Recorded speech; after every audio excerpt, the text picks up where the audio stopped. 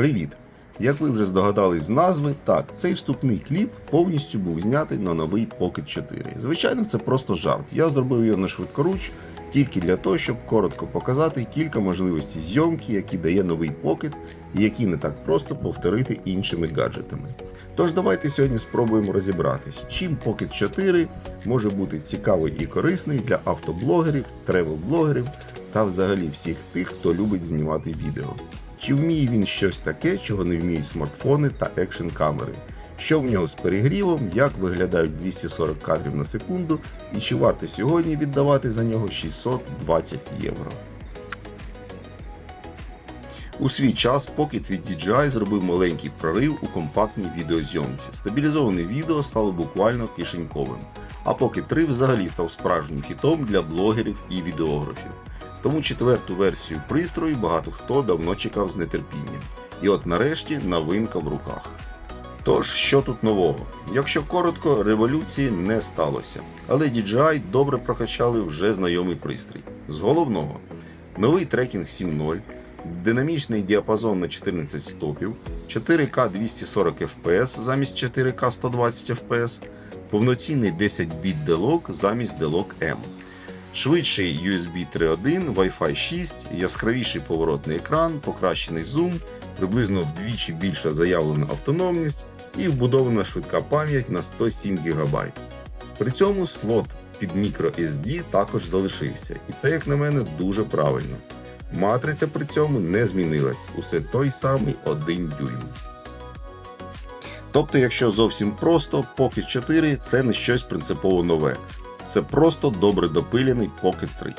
По наявній на зараз інформації, ND-фільтри та інші насадки на об'єктив від Pocket 3 підходять і до Pocket 4. А от з чохлами сумісність швидше за все не повна. Пристрій трохи підріс у розмірах. Але найближчим часом можна очікувати появу на ринку маси нових аксесуарів. Але досить технічного задротства і опису характеристик. Цього ви і без мене вже надивились в інших оглядах. Давайте перевіримо, що новинка може в реальному житті. Одне з того, що мені було найцікавіше перевірити, це динамічний діапазон. Тут ви можете оцінити, як виглядає картинка в салоні авто в сонячний день. Як бачимо, усе дуже пристойно. Немає глухих чорних провалів і немає вибитих білих плям. І тут важливий момент. Весь цей матеріал я знімав у звичайному кольоровому профілі, не в D-Lock. Тобто без зайвих заморочок. Якщо вам цікаво окремо подивитись зйомку в D-Lock і подальше фарбування, пишіть у коментарях. Але навіть так я вже можу сказати, що результат мені подобається. Далі давайте подивимось, як пристрій справляється із сонцем, темними об'єктами на сонці та зйомкою на фоні неба. І знову бачимо, що для такого класу пристроїв усе виглядає дуже непогано.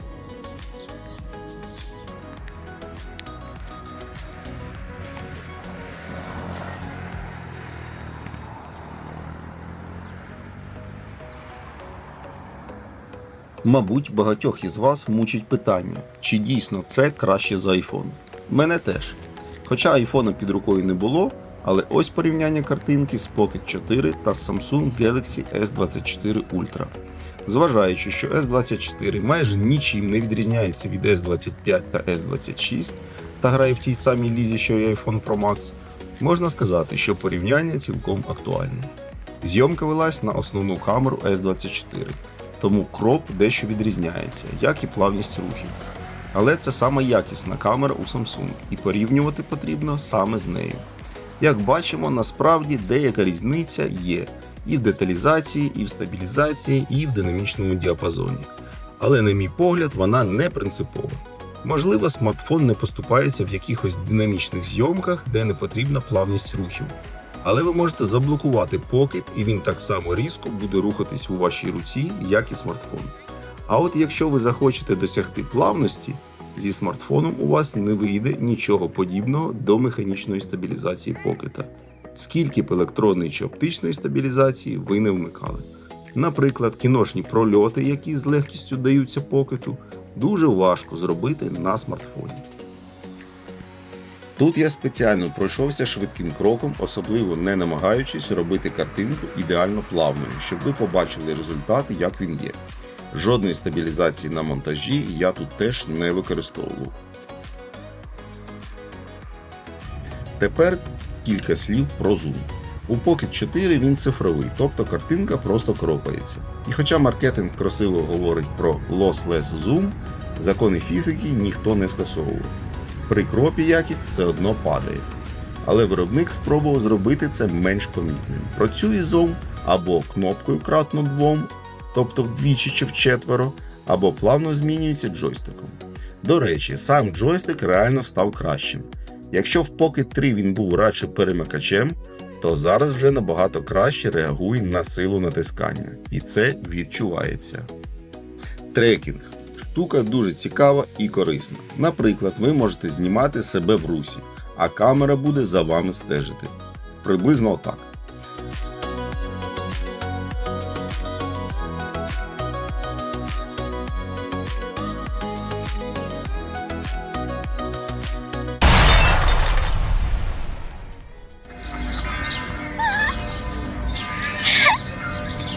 Один з акторів у нас вийшов з ладу, тому довелося терміново міняти його на іншого. І тут ми бачимо важливий момент. Якщо камера втратила об'єкт, то далеко не завжди знаходить його знову. Іноді знаходить, іноді ні. Тобто функція крута, але ж все-таки не магія. Також камера вміє трекати не тільки людей, а й об'єкти, наприклад, машину. І оце для автотематики дуже цікаво. Якщо ви, наприклад, знімаєте одну машину з іншої, і вона вас, припустимо, обганяє, то плавно тримати її в кадрі буває дуже непросто. А з трекінгом це вже зовсім інша справа. Ось ці кадри я зняв, просто залишивши камеру на землі. Як бачите, вона не тільки гарно супроводжує об'єкт, а й підхоплює його, якщо він зник і з'явився знову.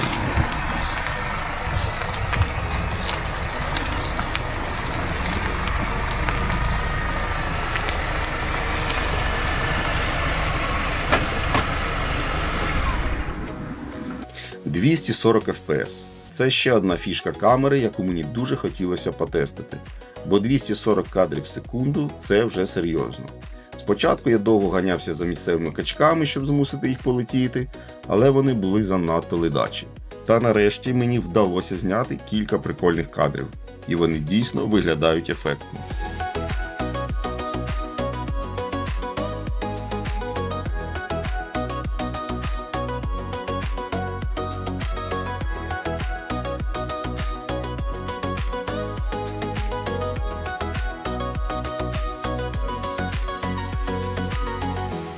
І раптом перегрів.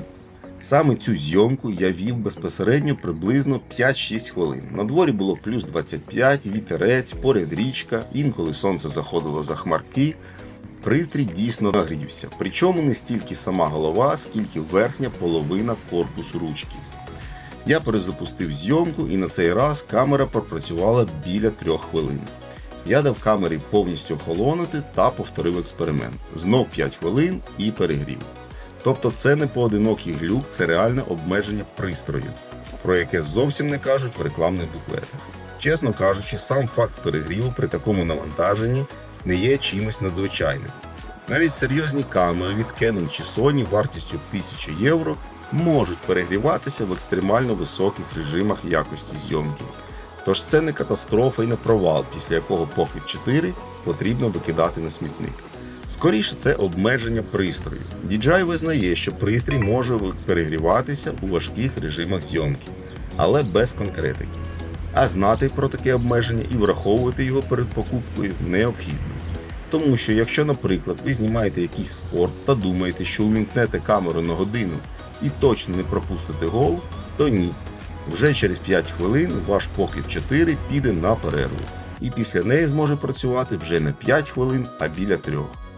Також не забудьте, що в режимі Slow-Mo не працює зум, але сам режим, звісно, дуже видовищний. Тепер про звук. У Pocket 4 є вбудовані мікрофони, які пишуть стерео у 2 канали. Усього мікрофонів 3, але каналів запису 2 – Left and Right. У комплекті Creator Combo також є один петличний мікрофон. За бажанням можна докупити ще один, наприклад, якщо ви записуєте діалог із кимось. При цьому ще можна окремо писати навколишній звук із вбудованих мікрофонів і вже на монтажі обробляти все це окремо. Загалом Pocket 4 дозволяє записувати звук у 4 канали. Окремо необхідно сказати про керування покетом через додаток на смартфоні. Ця фішка заслуговує окремого огляду, але коротко можна сказати, що в деяких випадках вона дуже цікава та корисна. Що мені не сподобалось? По-перше, маленький екран не дає можливості чітко контролювати фокус. На екранчику здається, що фокус правильний, а в реальності ви його вже давно втратили. Наприклад, знімаючи дорогу, я тільки на монтажі побачив, що фокус з навколишнього пейзажу змістився на руль та прилади. Так можна зіпсувати важливу зйомку. По-друге, мені все ж не вистачало широкого кута. Не критично, але не вистачало. Особливо, коли хочеться, наприклад, показати салон авто ширше, або зняти дорогу через лобове скло, так щоб у кадрі були і салон, і кермо, і панель, і дорога. Я використовував додаткову лінзу з комплекту. Так, вона дає трохи викривлення по краях і трохи віньєтки, але, на мій погляд, користуватися нею можна. Лінза трохи розширює кут, але не рятує ситуацію кардинально. У тісних умовах салон авто, кемпер, яхта, нестача широкого кута все одно відчувається. Саме тому мені було б дуже цікаво побачити в майбутньому версію з двома об'єктивами. Що сподобалось? Динамічний діапазон дійсно хороший, особливо для такого маленького пристрою. Зручний і компактний мікрофон Mic 3, який, на мою думку, кращий за Mic 2 та Mic Mini. Дистанційне керування і перегляд картинки через додаток у смартфоні. Ну і звісно, дуже ефектні кадри в Slow-Mo 240 fps. Ну, якщо тільки камера не вирішить трохи перепочити раніше за вас. Тож, короткий підсумок після першого враження. Чи отримали ми щось революційне в новій версії Pocket 4? Ні. Скоріш це покращена версія вже знайомого пристрою. Зміни в цілому корисні та приємні. Як в характеристиках гаджета 14 стопів, справжній діалог, покращений трекінг, так і в комплектації пакету Creator Combo, зокрема наявність мікрофону Mic 3. Але сказати, що ми отримали щось принципово нове, не можна.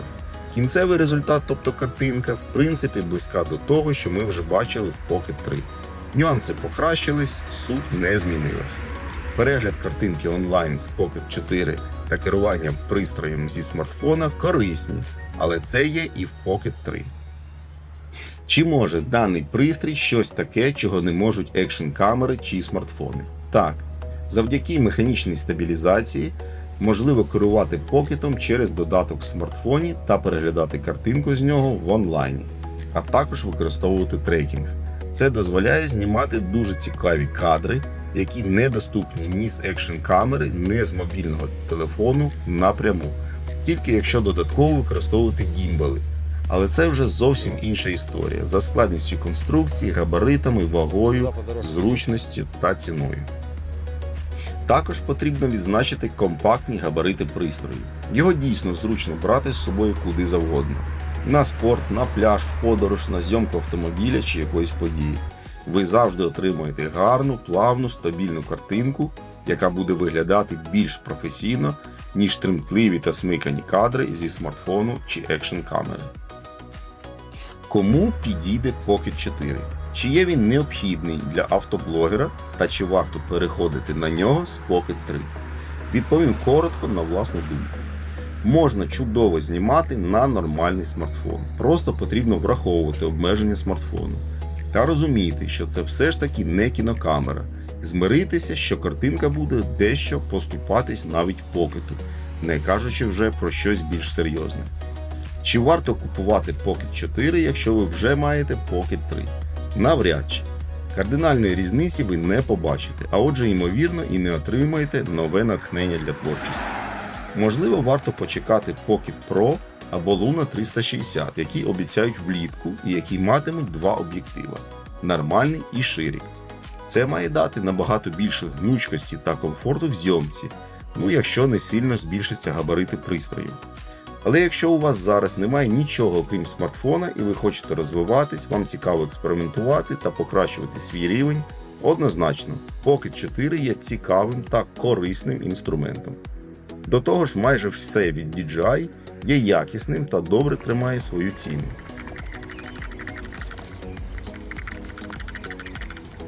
Тож з часом, скоріш за все, не складне труднощів перепродати ваш пристрій з розумним дисконтом. Мій вердикт. Гаджет не дешевий, але все ж вартий своїх грошей. Він займає дуже цікаву і майже унікальну нішу. Надкомпактний пристрій, який дозволяє отримати картинку близьку до професійної, ще й в дуже зручному форм-факторі.